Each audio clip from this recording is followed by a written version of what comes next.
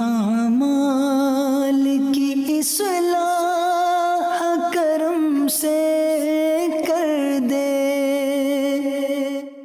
الحمدللہ رب العالمین والصلاة والسلام علی سید المرسلین، اما بعد فاعوذ باللہ من الشیطان الرجیم، بسم اللہ الرحمن الرحیم۔ پڑھیے الصلاة والسلام علیک یا رسول اللہ وعلی آلک واصحابک یا حبیب اللہ، الصلاة والسلام علیک یا نبی اللہ وعلی آلک واصحابک یا نور اللہ۔ پیارے پیارے اسلامی بھائیوں، اس سے پہلے کہ میں بیان شروع کروں، میں ایک تربیت کی بات کر دیتا ہوں۔ بعض اوقات ہم کچھ محبتوں کا اظہار ایسے کرتے ہیں کہ جس سے محبت کر رہے ہیں اسی کو تکلیف پہنچا دیتے ہیں۔ اب یہ ہمارے یہاں رواج ہے کہ جب کوئی آتا ہے تو اس پر پھولوں کی پتیاں بچھاور کرتے ہیں۔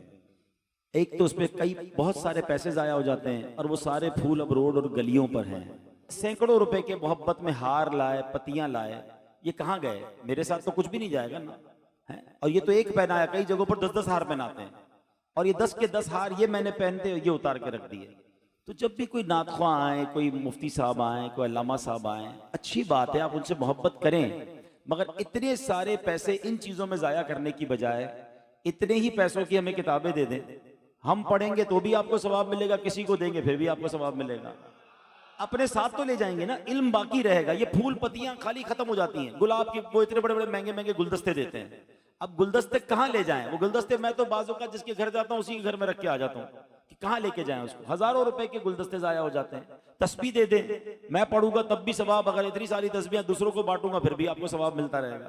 عطر دے دیں، یعنی کوئی ایسی چیز تو دے نا کہ جو آپ کے خرچ کو آپ کو بھی فائدہ دے، جس کو دے رہے ہیں اس کو بھی فائدہ دے۔ تو امید ہے آئندہ اس بات کا خیال رکھیں گے انشاءاللہ۔ کوئی ناراض نہ ہو مجھ سے پلیز، جذبات اپنی جگہ، محبتیں اپنی جگہ، لیکن ہمیں اس بات کا خیال رکھنا چاہیے یہ پتیاں گیلی ہوتی ہیں، آپ جب بھی کسی کے اوپر پھینکیں گے تو اس کے کپڑے پہ نشان پڑنا ہی پڑنا ہے، تو یہ ہمیں احتیاط کرنی چاہیے۔ اس کی کوئی حاجت نہیں، آپ نے اتنی محبت سے استقبال کیا۔ درود پاک پڑھنے کے بے شمار فضائل و برکات ہیں۔ مصطفیٰ جان رحمت شمع بزم ہدایت صلی اللہ تعالیٰ علیہ وسلم کا فرمان عالی شان ہے کہ تم اپنی مجلسوں کو مجھ پر درود پاک پڑھ کر آراستہ کیا کرو کہ تمہارا مجھ پر درود پاک پڑھنا کل بروز قیامت تمہارے لیے نور ہوگا۔ آئیے مل کر درود پاک پڑھ لیں۔ صلو علی الحبیب صلی اللہ تعالی علی محمد صلی اللہ علیہ وسلم۔ ایک ایسا عظیم واقعہ جس کو یوم الفرقان بھی کہا جاتا ہے، یوم بدر بھی کہا جاتا ہے، ڈیسائیڈنگ مومنٹ جس کو کہا جاتا ہے، فرق کر دیا آج کے دن ہونے والے عظیم واقعے نے کفر اور اسلام کے درمیان۔ آج بھی کفرستان کے اندر بڑے بڑے جو کہے نا کہ دیگر مذاہب کے لوگ جب بدر کی ان کے سامنے بات ہوتی ہے تو آج بھی وہ لرز جاتے ہیں۔ ایسا کیا ہوا تھا 17 رمضان کو؟ ایسا کیا واقعہ ہوا تھا؟ دراصل ماجرا یہ تھا کہ پہلے سمجھ لیجئے غزوہ بدر 2 ہجری میں ہوا ہے۔ مسلمان جب سے مکے سے ہجرت کر کے مدینے گئے، یہ جو ہجری سال ہے نا تب سے شروع ہوا ہے، پہلے اس کو سمجھ لیں۔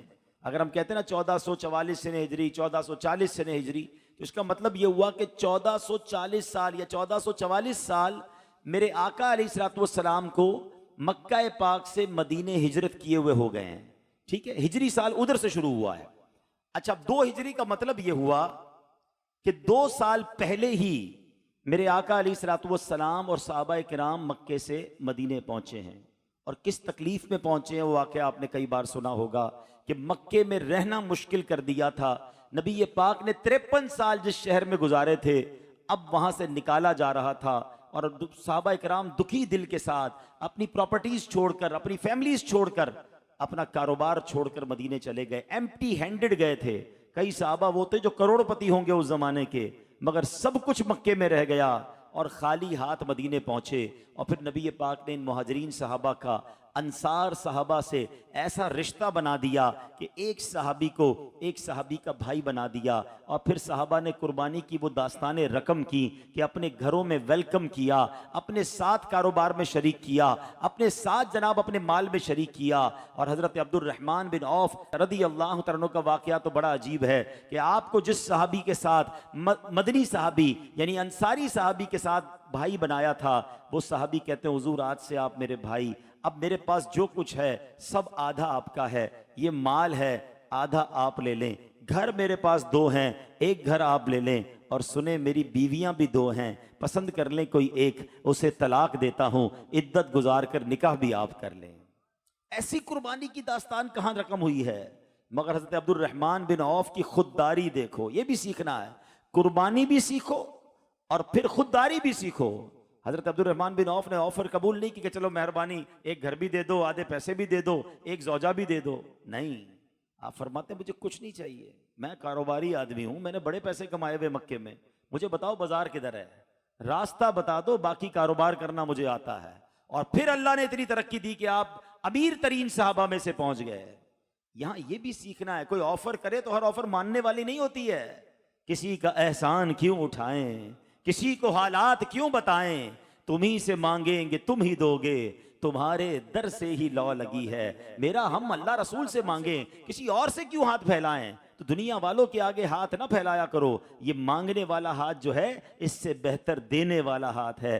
اللہ سے ہمیشہ دعا کرو کہ اللہ ہمیشہ مجھے دینے والا بنانا، کبھی مانگنے والا نہ بنانا۔ ہمارے اسلاف مانگنے کو اپنے لیے انگارہ سمجھتے تھے، بھلے بھوکے رہ جائیں مگر ہاتھ نہ پھیلائیں۔ تو اللہ کرے کہ یہ خودداری ہمیں بھی نصیب ہو جائے۔ آج بہت سارے لوگ جو ہیں اس خودداری کی چادر کو اتار کر لوگوں کے سامنے ہاتھ پھیلانے چلے جاتے ہیں۔ ایک بات میری یاد رکھیے گا، جو ہاتھ مانگنے والا بنتا ہے نا، ہم نے دیکھا پھر وہ مانگنے والا ہی رہ جاتا ہے۔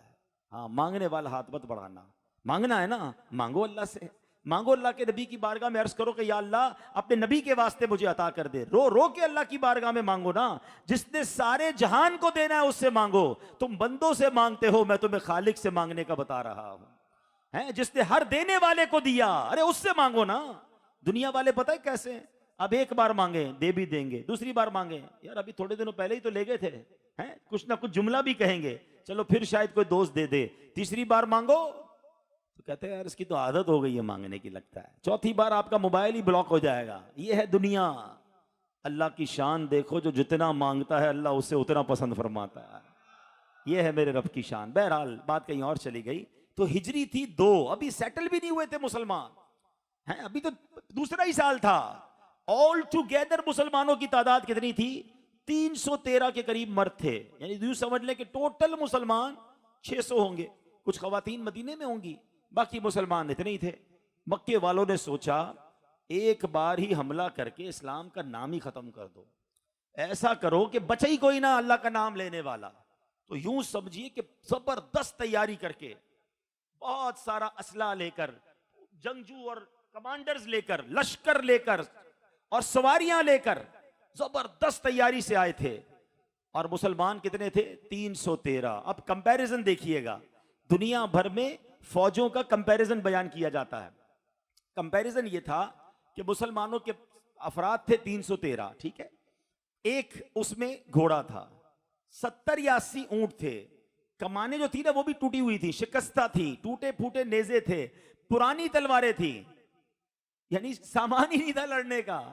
سامنے کفار کتنے؟ 950، 100 برق رفتار گھوڑے اور 100 ان کے پاس زرہ پوش بلٹ پروف جیکٹس تھیں، 600 اعلیٰ نسل کے اونٹ تھے، کھانے پینے کے اتنے ذخیرے اور انبار تھے کہ روز 9 10 اونٹ ذبح کر کے اس کے کھانے پکتے تھے، اس کے جناب لنگر بٹتے تھے، پھر ناچ گانے ہوتے تھے، ساری رات وہ شراب پیتے تھے اور اپنے لشکر کو کہتے تھے کہ آج مسلمانوں کو صفائے ہستی سے مٹا دینا ہے، آج چانس ہے، نبی پاک بھی ہیں، سارے صحابہ بھی ہیں، آج ان کو مٹا دو، پھر کوئی اللہ کا نام لینے والا نہیں بچے گا۔ مگر انہیں معلوم نہیں تھا یہ کن جذبے والوں سے لڑائی تھی، یہ کون سی قوم ان کے سامنے تھی۔ وہ شاعر لکھتا ہے نا، تھے ان کے پاس 2 گھوڑے 6 زرہیں 8 شمشیریں، تھے ان کے پاس 2 گھوڑے 6 زرہیں 8 شمشیریں، پلٹنے آئے تھے یہ لوگ دنیا بھر کی تقدیریں، نہ تیغ و تیر پر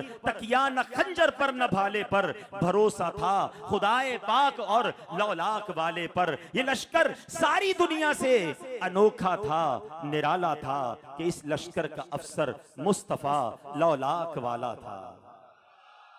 اب ہوا کیا، مسلمان جب وہاں بدر کے میدان میں پہنچے تو اب مسلمانوں والی جو سائٹ تھی نا، اس سائٹ پر ریتیلی زمین تھی اور سامنے بالکل کلیئر زمین، ادھر پانی بھی نہیں ادھر پانی بھی تھے۔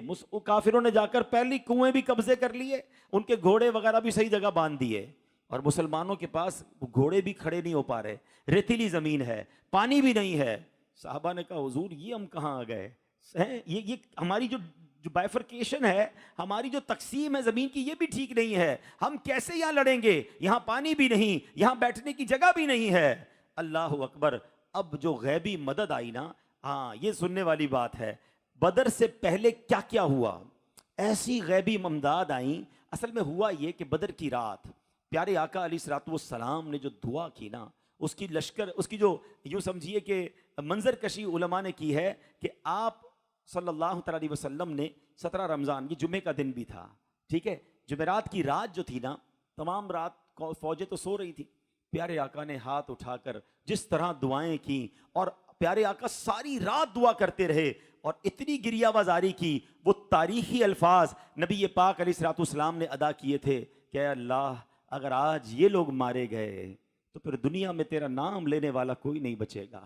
اے اللہ آج تو نے اپنے دین کو بچانا ہے، اے رب کریم غیبی مدد کرنی ہے۔ نبی پاک دعا فرما رہے ہیں، میرے آقا کی مبارک چادر کاندھوں سے نیچے تشریف لے آتی ہے، سیدنا ابوبکر صدیق آتے ہیں اور آقا کی چادر اڑاتے ہیں اور پیچھے سے لپٹ جاتے ہیں، کہا حضور اب بس کیجئے، اللہ اپنا وعدہ پورا فرمائے گا، آپ کی دعا ضرور قبول ہوگی۔ اب سنو، جب صبح ہوتی ہے تو کیا زبردست غیبی امداد شروع ہو جاتی ہے۔ اب پہلے جنگ سے پہلے بارش ہوتی ہے، اور یہ بارش نے پانسا ہی پلٹ دیا۔ اب جو ریتیلی زمین تھی نا، وہ ہو گئی سالڈ زمین، پانی پڑ جائے تو وہ نارمل ہو گئی، اور انہوں نے پاٹس بنا لیے، صحابہ کرام نے پانی بھی بھر لیا تو یہاں کنویں بھی ہو گئے۔ ان کی زمین جو کلیئر تھی، وہ سافٹ زمین تھی، اب وہ چکنی ہو گئی کیونکہ وہاں بارش پڑ چکی تھی، اب ان کو ٹھہرنا مشکل، اور مسلمانوں کی زمین والی سائڈ نارمل ہو گئی۔ اب ایک اور کمال یہ ہوا، آج سائنٹیفکلی ایڈیٹڈ کا دور ہے، اب امیجنیشنز کا دور ہے۔ ہم دیکھتے ہیں کہ آپ اتنے بڑی مسجد کے اجتماع کو کوئی ایڈٹ کر کے اتنا سا کر دے، یا اتنے سے لوگ ہوں اس کو ایڈٹ کر کے بہت بڑا کر دے۔ سائنس نے آج یہ کیا، اس دن یہ ہوا، اللہ نے مدد یہ کی کہ مسلمانوں کو جو اتنے سارے 3 گنا کافر تھے نا، وہ تھوڑے نظر آ رہے تھے۔ اب بدبئی سامنے تھوڑے ہوں، آپ 100 آدمی ہوں سامنے 20 ہوں، آپ تو بولے نا اب تو خیر ہی نہیں، اب تو چھوڑیں گے ہی نہیں، اب یہ تھے 313، ان کو یہ سامنے والے اللہ نے تھوڑے دکھائے۔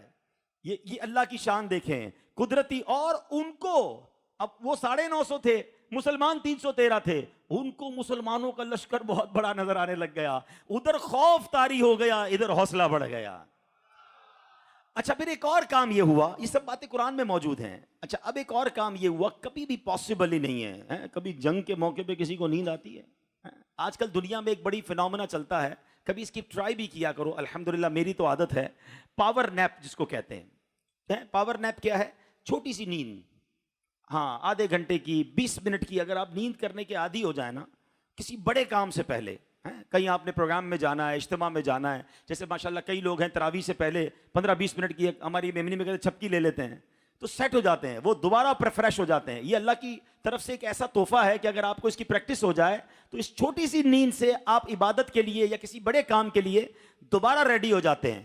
چلو یہ نماز کے لیے تو پاسبل ہے، بیان کے لیے پاسبل ہے، لیکن سامنے دشمن کھڑا ہو تو یہ تو ممکن ہی نہیں ہے نا۔ دشمن تو دور کی بات ہے، ہماری صبح فلائٹ اور رات نیند نہیں آتی ہے، یا تو خوشی میں ہی نیند نہیں آتی، کئی بار سوچتے ساری رات سوؤں گا تاکہ جہاز میں آسانی رہے، اس رات نیند ہی نہیں آتی کیونکہ یار دماغ میں سوار ہوتا ہے صبح جانا ہے۔ لیکن یہاں لشکر سامنے کھڑا ہے، ہاتھ میں تلواریں ہیں، اتنے سارے گھوڑے ہیں، اور اللہ کریم نے تمام مسلمانوں پر نیند طاری کر دی، سارا لشکر سو گیا فار فیو منٹس، چند سیکنڈز کے لیے ہوا یہ۔ لیکن کتابوں میں مفسرین نے لکھا جب آنکھیں کھلیں تو سارے تازہ دم ہو چکے تھے۔ Everybody now ready to fight. सारे जंग के लिए तैयार थे. वो थके हुए, ये फ्रेश हो गए. इनको कम नजर आ रहे हैं, उनको ज्यादा नजर आ रहे हैं. बारिश ने जमीन मजबूत कर दी. और सुभान अल्लाह, जज्बे का आलम कैसा था. इश्क रसूल की इस गज़वे में दास्तानें कैसी थी. मेरे आका अलैहिस्सलाम जो हैं, अब जंग की तैयारी हो रही है. आपने सफ़े दुरुस्त फरमाई. जब सफ़े दुरुस्त फरमाई तो हज़रत सवाद अंसारी रदी अल्लाह तआला अन्हु का मुबारक पेट जो है थोड़ा सा सबसे आगे निकला हुआ था. नबी पाक ने उनके पेट पर अपनी छड़ी लगाई और कहा, ऐ सवाद सीधे खड़े हो जाओ ताकि सब सीधी हो जाए. अब हजरत सवाद ने, गज़वे का मौका है, इतना ज़बरदस्त इत्तिहाद और इत्तिफाक चल रहा है. आपने कहा, हुजूर आपने मेरे पेट पर छड़ी लगाई है, मुझे इसका बदला लेना है.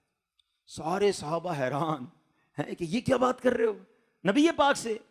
मगर कौनैन के वाली की आजिज़ी देखें. नबी पाक अलैहिस्सलाम ने कहा, ऐ सवाद मेरा पेट हाजिर है, छड़ी उठाओ और अपना बदला ले लो. हाँ, तो कहते हैं कि हुजूर आप मेरे पेट पर जब आपने छड़ी लगाई थी ना, मेरा कुर्ता नहीं था, पेट था. आप भी अपना कुर्ता ऊपर कीजिए. नबी पाक ने भी अपना कुर्ता ऊपर किया. कई सहाबा हैरान हैं, सामने दुश्मन खड़े हैं, सफ़े बनी हुई हैं, ये सवाद को क्या हो गया है. नबी पाक की शान देखो कि अगर कोई बदला लेना चाहता, नबी पाक अपना कुर्ता मुबारक ऊपर उठा रहे हैं. मगर कुर्बान जाइए, हजरत सवाद दौड़ते हुए आए और नबी पाक के जिस्म मुबारक से लिपट गए, आपको चूमने लगे, अपना जिस्म आपके जिस्म से लगाया. कहा, हुजूर माफ़ कर दीजिए, कोई बदला नहीं लेना था. मैं समझ रहा हूँ आज गज़वा है, आज लड़ाई है, हो सकता है मेरा आखिरी वक्त आ गया हो. मैं चाहता हूँ हुजूर दुनिया से जाने से पहले मेरा जिस्म आपके जिस्म से छू जाए ताकि मुझे जहन्नम की आग न जलाए, मेरी मग़फ़िरत का सामान हो जाए. अल्लाह अकबर. सहाबा का इश्क देखें और नबी पाक की आजिज़ी देखें. प्यारे आका अलैहिस्सलाम ने जब ये जज्बा देखा, हजरत सवाद को बड़ी बड़ी दुआओं से नवाजा. बहरहाल मेरे प्यारे इस्लामी भाइयों, अब क्या हुआ कि अब नबी पाक अलैहिस्सलाम ने उस रात जब ये गज़वा होना था ना, तो प्यारे आका अलैहिस्सलाम ने अपने सहाबा के साथ बदर के मैदान में लकीरें खींचना शुरू की. किसी ने अर्ज़ की, हुजूर ये क्या कर रहे हैं. तो आपने फरमाया कि फलां काफिर यहाँ मरेगा, फलां काफिर की लाश यहाँ मिलेगी, अबू जहल यहाँ मरेगा, फलां यहाँ मरे. अब नाम लेते रहे और लकीरें खींचते रहे. अल्लाह अकबर. रावी लिखते हैं, जब दूसरे दिन उनकी लाशें तलाश की गईं, एग्जैक्टली उस लकीर पर जहां नबी ने जिस काफिर का नाम लिया था वहीं उसकी लाश मिलती है. कि जंग बदर का नक्शा हुजूर जानते हैं, जो हो चुका है, जो होगा हुजूर जानते हैं. अल्लाह अकबर. अब मेरे प्यारे इस्लामी भाइयों, गज़वे में हुआ क्या, इमदाद तो आ गई, गैबी इमदाद आई कि जनाब सहाबा इकराम जो हैं वो फ्रेश भी हो चुके हैं. कुफ़ार को सहाबा ज़्यादा नज़र आ रहे हैं, सहाबा को कुफ़ार थोड़े नज़र आ रहे हैं. मगर उसके बाद एक और अजीम मदद, क्योंकि ये यौमुल फुरकान था, ये इस्लाम और कुफ्र का मार्का था, ये डिसाइडिंग डे था. अब जब लड़ाई होती है, सहाबा कहते हम तलवार उठाते, हमें ऊपर से आवाज़ आती कि कोई चाबुक चला रहा है और हमसे पहले ही काफिर का सर उड़कर गिर जाता. दूसरे के साथ ऐसा होता. हुजूर के पास आए, हुजूर मामला क्या है, समझ नहीं आ रहा. हम लड़ाई करने जाते हैं, तलवार उठाते हैं, इससे पहले कि तलवार उसकी गर्दन पर पहुंचे पहले ही काफिर का सर उड़ जाता है. नबी पाक ने फरमाया कि अल्लाह ने फरिश्तों की फौज के जरिए मदद फरमाई है. ऐ मेरे सहाबा, ये तीसरे आसमान से मदद आई है. पहले 1000 फरिश्ते आए, फिर 3000 फरिश्ते, और फरमाया फिर 5000 फरिश्तों के जरिए मुसलमानों की मदद की गई. अल्लाह अकबर. ये वो मार्का है जिसमें मुसलमानों का साथ, सहाबा का साथ जो है वो फरिश्तों ने दिया, और ऐसी अल्लाह ने फतह नसीब की. इतना खौफ तारी हो गया. बड़े बड़े जर्नैल थे, बड़े बड़े सिपह सालार थे, उनकी फौज के बड़े बड़े बहादुर थे, मगर वो कांपने लग गए कि ये कौन है जो हमें मार रहा है, नजर नहीं आ रहा हमारा दुश्मन, और जनाब हमारी कौम तितर बितर हो रही है. बहरहाल वो इस तरह गमजदा और खौफजदा होकर भागे. 70 कुफ्फार मारे गए और कई गिरफ्तार हुए. इनका साजो सामान भी मुसलमानों को मिला. मगर इस गजवे में 14 सहाबा, बदरी सहाबा भी शहीद हुए. मेरे प्यारे इस्लामी भाइयों, यूं तो बहुत सारे गजवे हुए, यूं तो बहुत सारे वाकयात हुए, मगर गजवा बदर की सुभान अल्लाह जो तारीख है और गजवा बदर की जो अहमियत है, सहाबा इकराम की कैटेगरीज چیز بیان ہوتی ہیں, صحابہ کرام کے مرتبے بیان ہوتے ہیں. عشرہ مبشرہ کے بارے میں آپ نے سنا ہوگا, سب سے افضل خلفائے راشدین ہیں, پھر عشرہ مبشرہ ہیں, مگر اس کے بعد جو نام آتا ہے وہ بدری صحابہ کا نام آتا ہے کہ جو یہ 313 صحابہ ہیں, ان کا مقام بہت بڑا ہے. سبحان اللہ. نبی پاک نے اس کے بعد فرمایا کہ بدر میں جو لوگ موجود تھے, حدیث کا خلاصہ ہے, اب یہ جو چاہیں کریں اللہ ان سے مواخذہ نہیں فرمائے گا. یعنی ان کو جنت کی بشارت عطا فرمائی. اور ان کا مقام یہ تھا کہ جب بدری صحابہ میں سے کوئی صحابی صحابہ کے درمیان ہوتے اور کسی بات میں مشورہ کرنا ہوتا تو صحابہ کہتے یہ بدری صحابی موجود ہیں, ان سے مشورہ کرو, ان سے پوچھو, جو یہ جواب دیں گے ہم اس پر عمل کریں گے, ان کی برکتیں لوٹو. تو یہ صحابہ میں ایک الگ مقام بدری صحابہ کو ملا. اور سنیے, صرف صحابہ کو نہیں, علماء کہتے ہیں اللہ کے اربوں خربوں فرشتے ہیں, مگر جن 5000 کے قریب فرشتوں نے بدر کے میدان میں نبی پاک اور کی خدمت کی, صحابہ کی مدد کی, اللہ کریم نے ان 5000 فرشتوں کو بھی اسپیشل مقام عطا فرمایا ہے. فرشتے بھی الگ کر دیے گئے کہ یہ وہ فرشتے ہیں جنہوں نے محبوب پاک کی اور ان کے صحابہ کی بدر کے میدان میں مدد کی. تو بہرحال میرے پیارے اسلامی بھائیوں, یہ عجب واقعہ ہے. اور اس کے بعد اس دن سے جو اسلام کو عروج ملا, یہ ٹرننگ پوائنٹ تھا. اس وقت تک تو کفار سمجھتے تھے ان کی حیثیت ہی کوئی نہیں ہے, جب چائے مٹا دیں گے, تھوڑے ہی سے تو ہیں. مگر اس کے بعد اسلام رکا نہیں. اب ذرا میں تھوڑی سی, بچے بھی بیٹھے, نوجوان بھی بیٹھے, ایک کیلکولیشن دینا چاہتا ہوں. مسلمان مکے سے مدینے جب گئے تھے نا, 70-80 کے قریب مسلمان گئے تھے. کچھ مدینے میں مسلمان ہو گئے تھے. 2 ہجری ہوئی ہے, دوسرا سال ہے نا, 313 بدر میں ہے. کچھ خواتین مدینے میں ملا لیجئے, 600-700 لوگ ہو گئے. دماغ میں رکھیے گا بات. 2 ہجری کا مطلب کیا ہو گیا؟ پیارے آقا نے 40 سال کی عمر میں اعلان نبوت کیا ہے. 53 سال یعنی 13 سال تو پہلے مکے میں رہے نبی پاک, اور 2 سال اور پلس کر لو, 15 سال کی اسلام کی دعوت کے بعد لوگ کتنے مسلمان ہوئے؟ 600-700. ٹھیک ہے, یہ کون سی ہجری ہے؟ 2 ہجری. 3 ہجری میں غزوہ احد ہوتا ہے. اب اس غزوے میں مسلمان 700 کی تعداد میں شرکت کرتے ہیں. وہاں 313 تھے, یہاں 700. تو خواتین ملا لیں تو تعداد ہو گئی آل ٹوگیدر 1500 مسلمان ہو گئے ہوں گے, ڈبل ہو گئے. 600-700 تھے 2 ہجری میں, 3 ہجری میں کتنے ہو گئے؟ تقریباً 1500. 6 ہجری میں ہوتا ہے صلح حدیبیہ, وہاں 1400 مسلمانوں کا لشکر جاتا ہے. ٹھیک ہے, اتنی خواتین آپ گن لیں تو ماشاءاللہ اب تعداد پہنچ گئی تقریباً 3000. 6 ہجری کا مطلب کیا ہے؟ 6 ہجری اور پھر 13 سال, 19 سال ہو چکے ہیں. 19 ایئرز کی سٹرگل ہے نبی پاک کی. مسلمان ہوئے ہیں 3000 بس. یہ جو چھوٹی چھوٹی بات پہ دل توڑ دیتے ہیں نا, یار میں نہیں کرتا بھائی, کوئی ساتھ ہی نہیں دیتا ہے, مسجد بنانے میں کوئی ساتھ نہیں دیتا, نیکی کے کام میں ساتھ نہیں دیتا, 10 دن سے کام کر رہا ہوں کوئی آتا نہیں, تم 10-15 دن میں بھاگ گئے. 19 سال اللہ کے حبیب ہیں, ان کی کوششیں ہیں, مسلمان ہو رہے ہیں ٹوٹل اپروکس سمجھانے کے لیے 3000. صلح حدیبیہ 6 ہجری. مگر صلح حدیبیہ کے بعد جو اللہ پاک نے کامیابی عطا کی, 2 سال کے اندر فتح مکہ ہوتا ہے. وہی مکہ جہاں سے چھڑوا کر بھیجا گیا تھا. اب جو نبی پاک مدینے سے لشکر لاتے ہیں, 10,000 صحابہ کا لشکر لاتے 2 سال کے اندر. اور 8 ہجری کو فتح مکہ ہوئی. اذا جاء نصر اللہ والفتح وَرَأَيْتَ النَّاسَ يَدْخُلُونَ فِي دِينِ اللَّهِ أَفْوَاجًا. فوج در فوج لوگ مسلمان ہوں گے. اللہ نے یہ بشارت اپنے حبیب کو پہلے دے دی تھی. پتہ یہ چلا غزوہ بدر کے بعد اسلام نے جو ٹیک آف کیا ہے وہ آج 1400 سال ہو گئے ہیں. ہر گزرنے والا دن وہ اسلام کی ترقی کا دن ہے, اسلام کے پھیلنے کا دن ہے. دنیا میں آج دنیا کے تمام جناب ناقدین جو ہیں, دنیا کے تمام سرویئر کہتے ہیں the most growing religion on earth, کائنات میں سب سے زیادہ پھیلنے والا اگر کوئی مذہب ہے تو الحمدللہ وہ اسلام ہے.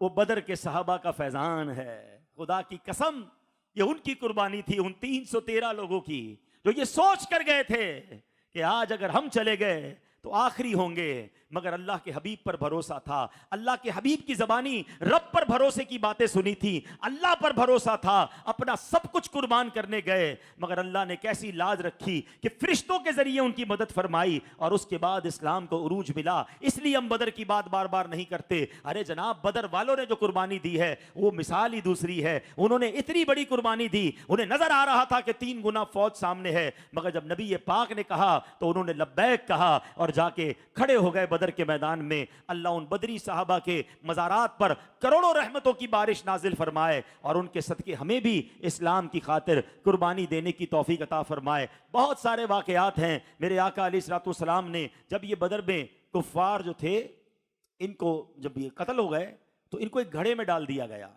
اور اس گھڑے میں ڈالنے کے بعد نبی پاک علیہ الصلوۃ والسلام نے ان مردوں سے خطاب کرنا شروع کر دیا.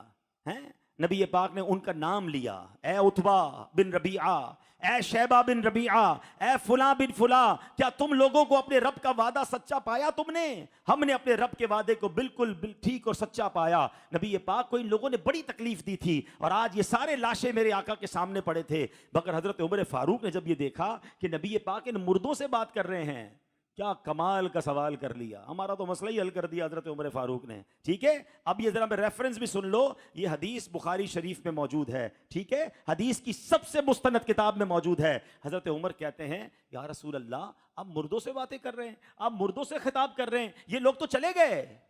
اللہ کے حبیب علیہ الصلوۃ والسلام نے کیا جواب دیا؟ اے عمر, قسم خدا کی جس کے قبضہ قدرت میں میری جان ہے, تم زندہ لوگ میری بات کو ان سے زیادہ نہیں سن سکتے, لیکن اتنی بات یہ ہے کہ یہ مردے جواب نہیں دے سکتے. سبحان اللہ, نبی پاک فرما رہے ہیں کہ مرنے کے بعد بھی مردے سنتے ہیں, بس یہ جواب نہیں دے سکتے. اب سوال یہ ہے, جب کافر مردے سن سکتے ہیں تو مسلمان مردوں کا عالم کیا ہوگا؟ اور عام مسلمان کو چھوڑو, اولیاء کرام اور صحابہ کرام کے مزارات کا عالم کیا ہوگا؟ ارے یہ بات تو نبی پاک کی مشکات کی حدیث میں موجود ہے. اللہ کے حبیب جب بھی قبرستان جاتے تھے یہ دعا کرتے تھے, السلام علیکم یا اہل القبور یغفر اللہ لنا ولکم وانتم سلفنا ونحن بالاثر. اس دعا میں بڑی عبرت بھی ہے, بڑی نصیحت بھی ہے اور عقیدے کی اصلاح بھی ہے. عبرت کیا ہے؟ پہلے اس کا معنی سمجھو. اے قبر والو, تم پر سلام ہو, خدا ہماری اور تمہاری مغفرت فرمائے. تم لوگ ہم سے پہلے چلے گئے, ہم بعد میں آنے والے ہیں. وَأَنْتُمْ سَلَفُنَا وَنَحْنُ بِالْأَثْرِ, ہم پیچھے آنے والے ہیں. قبرستان جا کر جب یہ دعا پڑھو تو یہ خیال بھی دل میں لایا کرو, آج جس قبر کے پاس کھڑے ہو کر دعا کر رہا ہوں کل میری باری ہے. عبرت حاصل کیا کرو. لیکن السلام علیکم یا اہل القبور, اے قبر والوں تمہیں سلام ہو, سلامتی ہو. اب یہ تو سنت ہے قبرستان جا کے دعا کرنا. ہم میوہ شاہ جا کر دعا کریں, طارق روڈ کے قبرستان میں جا کے دعا کریں. سارے ہی اولیاء کرام تو نہیں ہے نا, گناہ گار بھی ہیں, عام مسلمان بھی ہیں, اولیاء بھی ہوں گے. تو جب کسی گناہ گار مسلمان کو یا اہل القبور کہنا جائز, بلکہ حدیث سے ثابت, تو اگر کوئی یا رسول اللہ کہے, یا غوث اعظم کہے, یا داتا گج بخش ہے, تو کیوں کسی کو پرابلم ہوتی ہے؟ ارے یہ تو بالکل سیدھی سیدھی بات ہے کہ دنیا سے جانے کے بعد بھی کسی کو یا کہنے میں کوئی حرج نہیں ہے. تو معاملہ کچھ اور ہے, ان کو تکلیف کچھ اور ہے. بہرحال میں نے آج آپ کے سامنے بدر کے واقعے سے یہ بات ثابت کی کہ میرے آقا نے بخاری شریف کی حدیث آپ کو سنائی کہ ان بدر کے گھڑے میں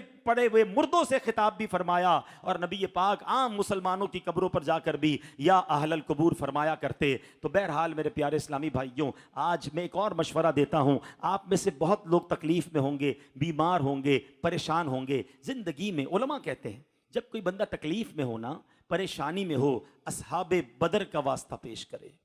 اللہ کی بارگاہ میں یہ بڑا مقبول سمجھے کہ واسطہ ہے, یہ بڑے مقبول لوگ ہیں.